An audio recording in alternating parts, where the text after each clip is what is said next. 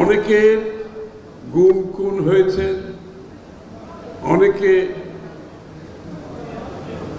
চাকরি হারিয়েছে, ব্যবসা হারিয়েছে, সম্পত্তি হারিয়েছে, পুলিশের হেফাজতে মৃত্যুবরণ করেছে, জেলখানায় চিকিৎসার অভাবে মৃত্যুবরণ করেছে। আমার সামনে জেলখানায় চিকিৎসার অভাবে মৃত্যুবরণ করেছে বিএনপির নেতাকর্মী। আমি নিজের চোখে আমি নিজে দেখেছি জেলখানায় কোনো চিকিৎসা হবে না।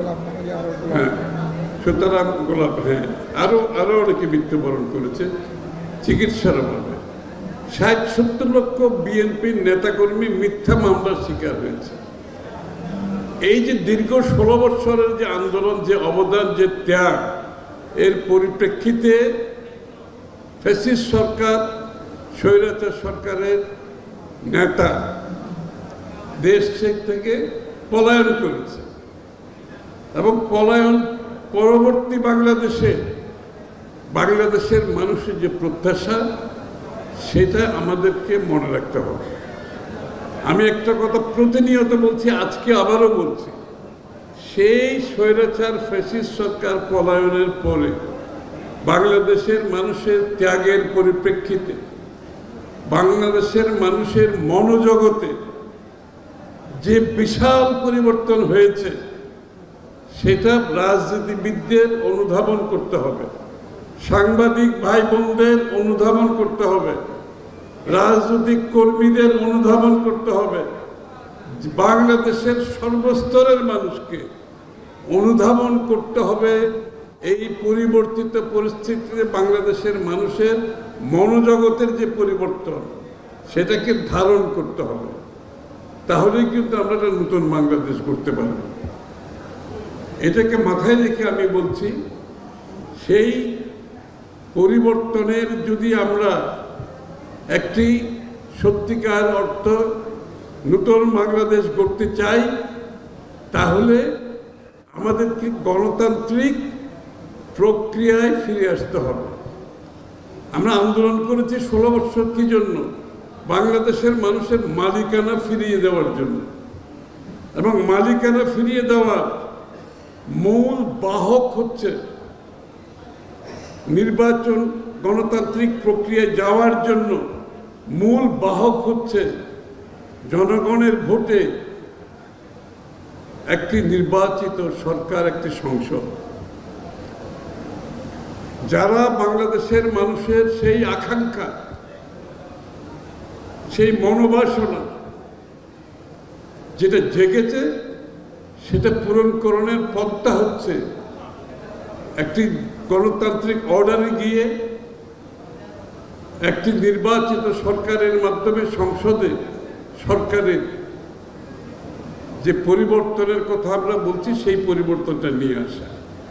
এই পরিবর্তন করার জন্য আর দ্বিতীয় কোনো পন্থা নাই। আমি আবার রিপিট করছি, এই পরিবর্তন আনার জন্য দ্বিতীয় কোনো পন্থা নাই। আর যারা দ্বিতীয় পন্থার খোঁজে আছে, তারা বাংলাদেশের মানুষের ত্যাগের বিরুদ্ধে কাজ করছে। বাংলাদেশের মানুষের যে 16 বৎসরে জীবন দিয়ে যে ত্যাগ করেছে, সেটার পরিপূর্ণতা আসবে একটি সুষ্ঠু নির্বাচনের মাধ্যমে। একটি সুষ্ঠু সংসদ, একটি সরকার গঠন করবে, যারা মানুষের সেই আকাঙ্ক্ষা পূরণ করবে। আকাঙ্ক্ষা পূরণ করার যাদের কাছে ম্যান্ডেট থাকবে, আকাঙ্ক্ষা পূরণ করার জন্য বাংলাদেশের মানুষের সিদ্ধান্ত তাদের মধ্যে হতে হবে। সেটা বাংলাদেশের মানুষের মালিকানা ফিরিয়ে দিয়ে যদি সেই সিদ্ধান্ত পূরণ করতে হয়, একটা নির্বাচনের মাধ্যমে করতে হয়। আজকে আমরা দেখেছি বিগত দিনে শেখ হাসিনা সেটা পূরণ করতে দেয় নাই। সে নির্বাচনবিহীন অবস্থায় বাংলাদেশকে শাসন করে গেছে, জনগণের মালিকানা কেড়ে নিয়েছে, জনগণের ভোটাধিকার কেড়ে নিয়েছে, জনগণের মানবাধিকার কেড়ে নিয়েছে, সাংবিধানিক গণতান্ত্রিক রাজনৈতিক অধিকার কেড়ে নিয়েছে। সেটা ফেরত দেওয়ার মূল বাহক হবে একটি গণতান্ত্রিকভাবে নির্বাচন, গ্রহণযোগ্য নির্বাচন, সুষ্ঠু নির্বাচন। এবং তার পরবর্তী সময়ে যেটা হবে, বাংলাদেশে একটি গণতান্ত্রিক অর্ডার ফিরে আসবে, একটা প্রক্রিয়া ফিরে আসবে যেটা গণতান্ত্রিক হবে। যে গণতান্ত্রিক প্রক্রিয়ায় বাংলাদেশের নির্বাচিত সংসদ সরকার জনগণের কাছে দায়বদ্ধ থাকবে, জবাবদিহি থাকবে। বাংলাদেশের মানুষের কাছে এখন কিন্তু কেউ জবাবদিহি নাই। বাংলাদেশে একটি সরকার আছে, তারা কিন্তু বাংলাদেশের মানুষের যেহেতু ভোটে নির্বাচিত হয় নাই, তাদের কিন্তু জনগণের কাছে কোনো জবাবদিহিতা নাই, জনগণের কাছে তাদের কোনো কি বলে জবাবদিহিতা নাই।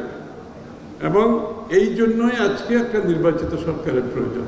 সুতরাং এইটা আমরা এক একটা দিন অতিবাহিত করছি একটি অনির্বাচিত সরকারের অধীনে, এক একটা দিন অতিবাহিত করছি জনগণের ম্যান্ডেটহীন সরকারের অধীনে, এক একটা দিন অতিবাহিত করছে বাংলাদেশের ইচ্ছার, মানুষের ইচ্ছার যেখানে প্রতিফলন ঘটেনি তাদের মাধ্যমে। সুতরাং এটা যত তাড়াতাড়ি সম্ভব আমাদেরকে করতে হবে, নির্বাচনী ব্যবস্থা শুরু করতে হবে। নির্বাচনের দিনক্ষণ মানুষের সামনে পরিষ্কারভাবে সামনে আসতে হবে, সমস্ত জাতি যাতে এটার প্রস্তুতি নিতে পারে। কিন্তু আমরা দেখতে পাচ্ছি সেই নির্বাচনের মাধ্যমে যে গণতান্ত্রিক অর্ডার ফিরিয়ে আনার যে জনগণের যে আকাঙ্ক্ষা, মালিকানা ফিরে যে আকাঙ্ক্ষা, সেটা শেখ হাসিনা যেভাবে বাধাগ্রস্ত করেছে, এখন আবার আরেকটি শক্তি অন্যভাবে সেটা বাধাগ্রস্ত করার চেষ্টা করছে। শেখ হাসিনা একভাবে বাধাগ্রস্ত করেছে, এরা কিন্তু অন্যভাবে এটা বাধাগ্রস্ত করার চেষ্টা করছে। বাংলাদেশের নির্বাচন না হতে পারলে মনে হয় তারা খুব খুশি। বাংলাদেশের মানুষ ভোট দিতে না পারলে বাংলাদেশের মানুষের মালিকানা যদি টিকিয়ে রাখতে হয়, সেই প্রক্রিয়া যাতে শুরু না হয়, যাতে তারা শেখ হাসিনা নিজের মতো করে ক্ষমতা আঁকড়ে থাকার যে বিভিন্ন প্রক্রিয়া, এখন মনে হয় কিছু কিছু মানুষের মনে সেই আকাঙ্ক্ষা জেগেছে, এবং সেই আকাঙ্ক্ষা হাসিনা একভাবে পূরণ করেছে, এরা আরেকভাবে পূরণ করতে চাচ্ছে। এরা নির্বাচনকে বাধাগ্রস্ত করতে চাচ্ছে, এরা গণতান্ত্রিক প্রক্রিয়াকে বাধাগ্রস্ত করতে চাচ্ছে, এরা বাংলাদেশের মানুষের অধিকারকে বাধাগ্রস্ত করতে চাচ্ছে, এরা বাংলাদেশের মানুষের মালিকানা ফিরে দেওয়াকে বাধাগ্রস্ত করতে চাচ্ছে। আপনারা দেখতেন দৈনন্দিন যে ঘটনাগুলো করছে, দেশে একটা এনার্কি সৃষ্টি করার একটা প্রক্রিয়া চলছে। অর্থাৎ এনার্কি সৃষ্টি করে যদি নির্বাচনটা বন্ধ করা যায়, এনার্কি সৃষ্টি করে যাতে গণতান্ত্রিক অর্ডারে আমরা ফিরে যেতে না পারি, যার জন্য শেখ হাসিনার বিরুদ্ধে আমরা লড়েছি এত বছর। এই প্রক্রিয়াকে চলতে দেওয়া যায় না। বাংলাদেশের মানুষ নিশ্চিতভাবে এই প্রক্রিয়াকে রোধ করবে এবং তারা তাদের অধিকারের, ভোটাধিকারের মাধ্যমে, গণতান্ত্রিক সাংবিধানিক রাজনৈতিক অধিকারের মাধ্যমে তাদের নির্বাচিত সরকার গঠিত করবে, যারা তাদের কাছে দায়বদ্ধ থাকবে, জবাবদিহি থাকবে দৈনন্দিন ভিত্তিতে। এটার অপেক্ষায় জনগণ আছে।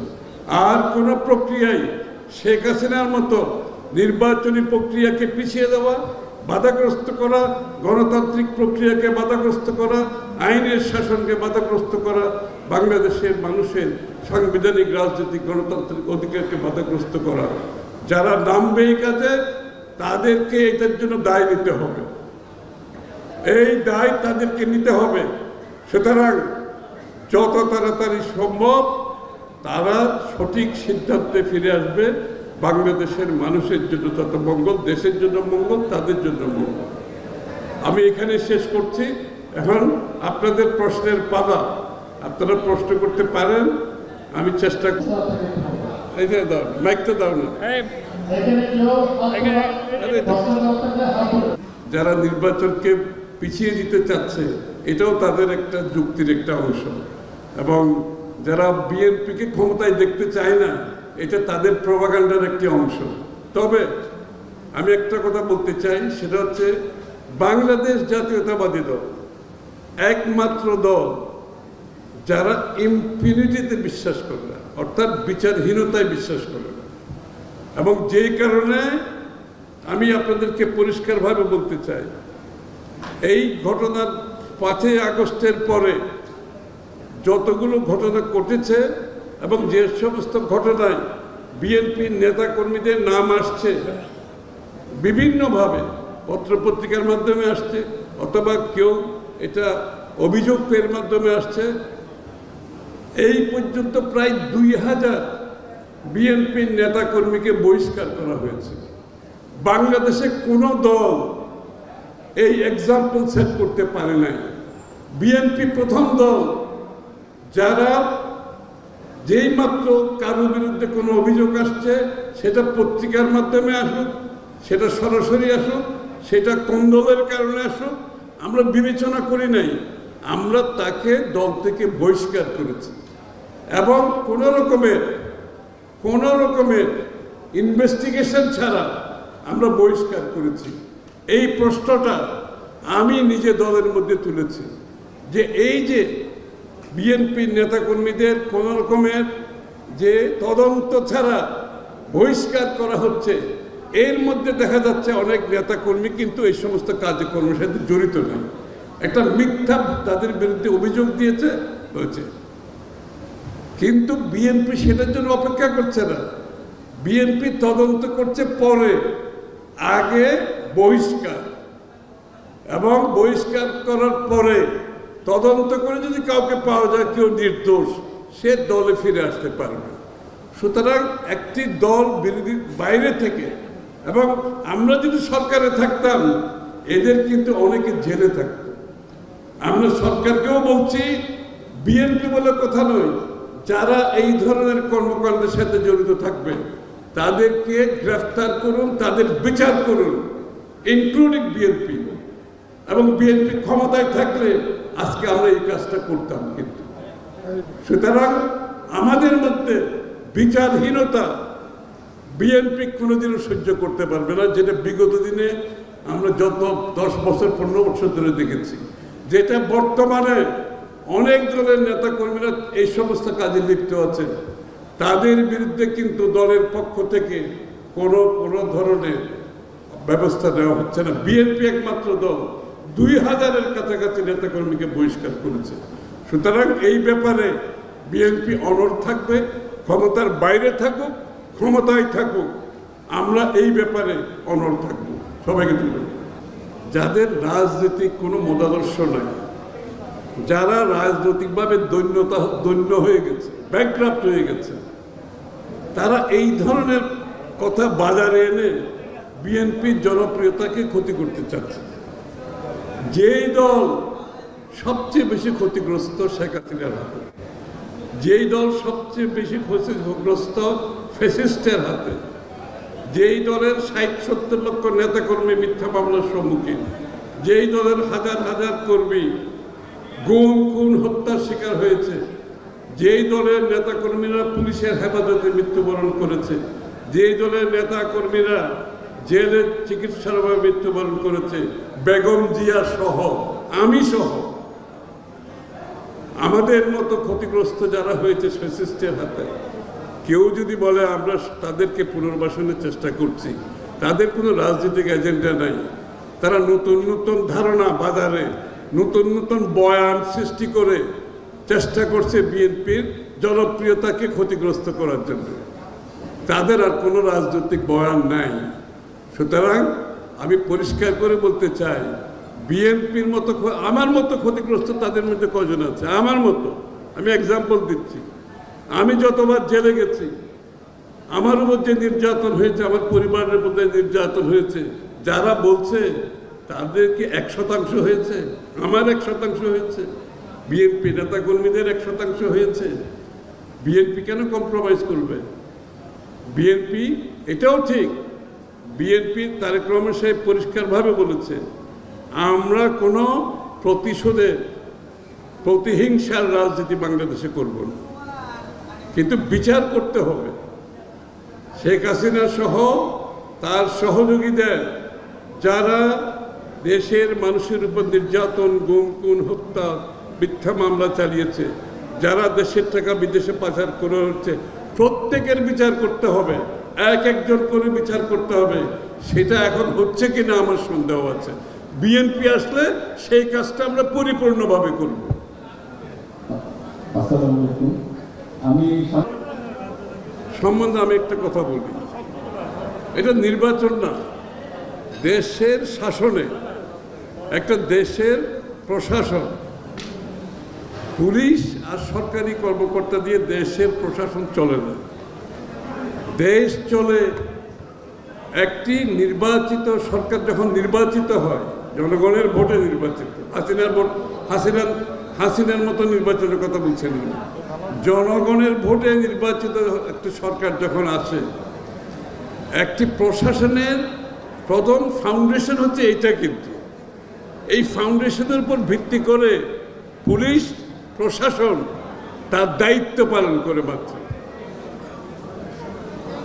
এই জন্য আজকে বাংলাদেশে যে একটা ফ্লুইড সিচুয়েশন আমরা দেখতে পাচ্ছি, যে সব সমস্যা দেখতে পাচ্ছি, যেহেতু নির্বাচিত সরকার নাই, আপনার প্রশাসনে সেই ফাউন্ডেশন নাই, পলিটিক্যাল মাইট নাই, পলিটিক্যাল মোবিলাইজেশন নাই।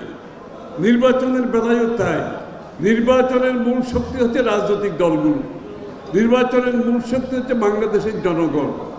পুলিশ এবং অ্যাডমিনিস্ট্রেশন সহায়ক ভূমিকা পালন করে। বাংলাদেশের মানুষ আজকে প্রস্তুত একটি নির্বাচনের জন্য। আজকে নতুন প্রজন্ম নির্বাচনের জন্য প্রস্তুত। সকলে আমরা মিলে সেই নির্বাচনতে সফল হবে এই সম্বন্ধে কারো মনে কোনো সন্দেহ নাই। পুলিশ এবং অ্যাডমিনিস্ট্রেশন হচ্ছে সহায়ক শক্তি, এটা সহায়ক শক্তি, এটা মাথায় রাখতে হবে। পুলিশ একা কোনোদিন কোনো নির্বাচন সফল করতে পারে না, অ্যাডমিনিস্ট্রেশন পারে না। আপনার জনগণ, দেশের মানুষ সবাই মিলে একটা নির্বাচনকে সফল করতে হয়। এই জন্য বাংলাদেশের মানুষ আজকে প্রস্তুত। কথা বলে তারা কি করতেছে, কাজটা তো তাদের। যারা আওয়ামী দূষরদের পুনর্বাসনের কথা সকাল বিকাল দুপুর বলতেছে, তারা তো সরকারের অংশ। তো তাদের কাজটা কি? তারা কেন এই কাজটা করতেছে না? আসল কাজ না করে রাজনৈতিক বয়ান প্রতিনিয়ত যেগুলো তৈরি করছে নির্বাচনটাকে বন্ধ করার জন্য, এটা বন্ধ করে এই কাজটা করলে ভালো হবে দেশের জন্য।